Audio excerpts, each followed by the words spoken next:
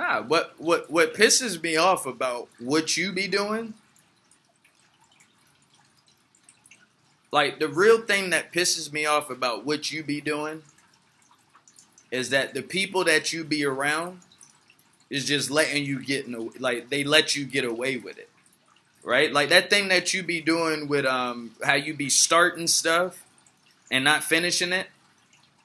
Like that joint, that's for the birds, yo. You're gonna get so left behind in the dust that the new generation is creating, right? If you keep having that habit of just starting and stopping and starting and stopping and starting and stopping and starting something new and then stopping again, listen, you ain't gonna go but so far. And like I said, it's the people that you around, that you surrounding yourself with, they just letting you get away with it. They just know that that's who you are. And because they're not saying nothing to you, you think it's okay. But I can't allow, I mean, this YouTube channel, right? This channel that I got right here, it was designed to, give people something to think about. It was designed to sit people down so they could keep their own lives and you could keep things in perspective, right? But I honestly, I do not like that characteristic that you have. Starting and just stopping midway and giving us a bunch of different reasons and excuses to why you didn't get it done.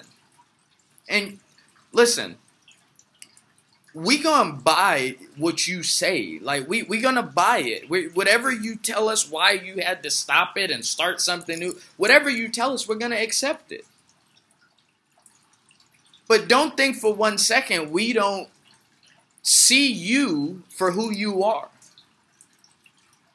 I don't like that about you. Like, I honestly don't. You start and you stop. You get an idea, you only take it, but so far, as soon as there's a little adversity, you stop.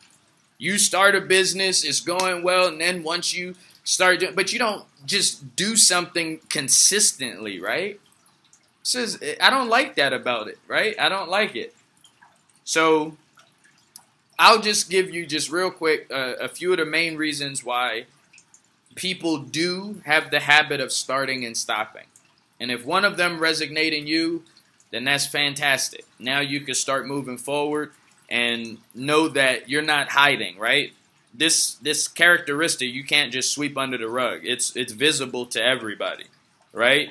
So one of the main reasons why people do have a habit of starting and stopping is the fear of failing to impress, right? You have a fear of failing to impress, right? You rather be, put it this way, you rather be judged off of your effort than to be judged off of your ability, right? Because once you complete something, now it's done. Now the world can critique it. The world can see what it is, right? But again, what you like to do is you rather be judged off of your effort because you have a failure.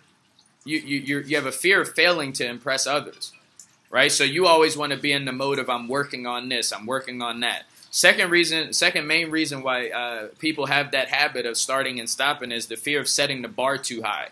Like, what if I don't live up to the success, right? Even more if you created some type of success prior, right? Now you're starting something new or you're taking on a new challenge on that same project, right? But you want to take it to another level, and now you're starting and stopping because you have a fear of setting the bar too high. Like, will I stand up to that success? All right. The third most popular reason that I see is that not wanting to put an end to all of the fun, right? There's fun in the effort that we do. When we're working on something, there's fun in that, right? And that's what we're thinking. Oh, yeah, it will put an end to all of this fun, right? Psychologically, this is how the human mind works, right? But if you don't identify and you can't square it up, you're just going to keep repeating the same thing, and you're going to be like 50, 60, 70 years old just repeating the same patterns, right?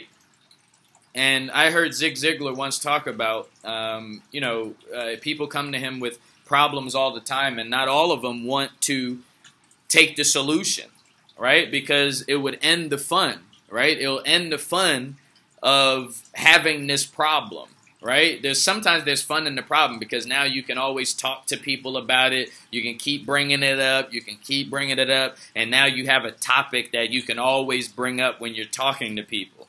So if somebody gave you a solution, it's like, oh, wow. So it's the same thing with starting and stopping a project, right?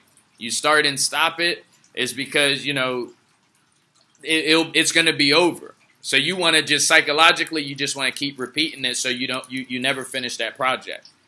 All right, so here's a few things that I found that you can how to overcome this habit. It works for me. I used to also have a habit of starting and stopping. I never realized it because nobody would tell me, right? Nobody would tell me. It's kind of like being, the person that's broke or the person that's overweight. Like, we all know it, but nobody actually says or, brings it to your attention and try to have a real conversation. It's very rare, far and in between. All right, so how do you overcome it? The first thing is stop reminiscing over your past failures. Right? Stop reminiscing over your past failures. You're going to be stuck in your failures, right? You don't focus on what you don't want. You focus on what you want, right?